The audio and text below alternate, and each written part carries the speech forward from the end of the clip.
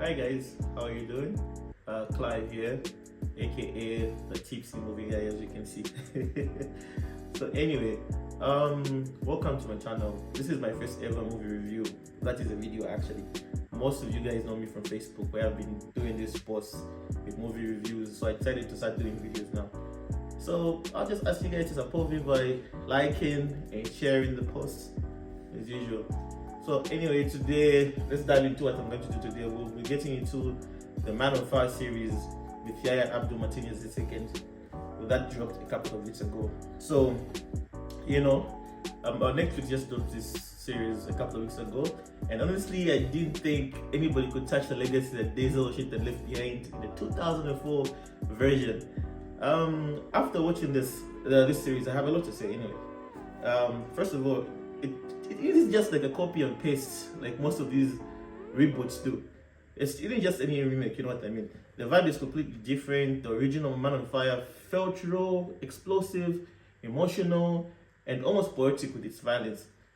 Denzel's Chrissy was broken, dangerous, and somehow lovable. Pachaya's version, this one feels a bit darker, yeah? Very psychological and more grounded. You can actually feel the trauma in this version of John Creasy. He's not just an actor or an action hero, if you may.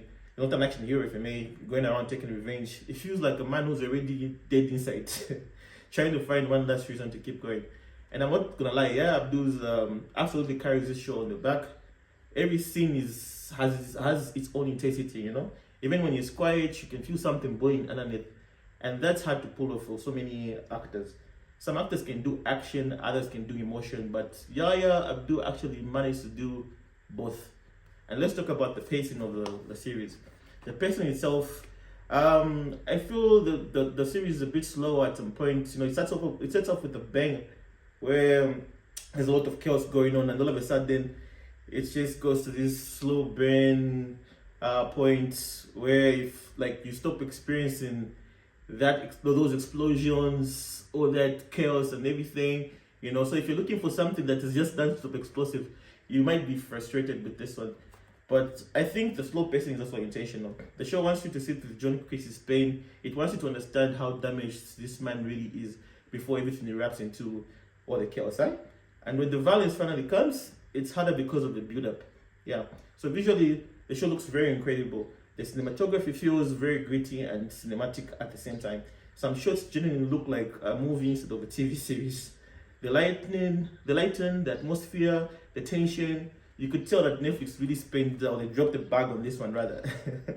Now, is it better than the Denzel Washington version? Personally, I don't think so.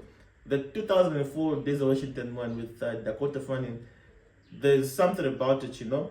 It feels almost impossible to recreate. The emotional connection between them was very special, unlike the Yahya Abdul one. But this version feels I don't know. You don't feel the connection between the two characters like the way it was with Dakota Fanning and Denzel. And honestly, I feel like that's also smart in their way. That's their way of remake. They didn't want to imitate everything that happened in the 2004 Man on Fire, and that's okay. So anyway, and because they didn't try to copy this Denzel Washington style, the performance was actually very good. It didn't take away from what they created, you know, and that's a very smart move on their part, and to say the least. So it gives a colder, more haunted, more emotionally and exhausted version of Creasy. And actually, I enjoyed the approach. One thing I really appreciated was how it shows his PTSD, his guilt, his trauma more deeply. You can tell this version is more focused on psychology, violence, and revenge itself. The action scenes are brutal though. Like when Creasy finally switches into the killer mode, you can feel the danger almost immediately. You know what I mean? And as a person who's viewing this, you feel the intensity of the action. So overall, I think Man on Fire is one of those Netflix series that we needed in a long time.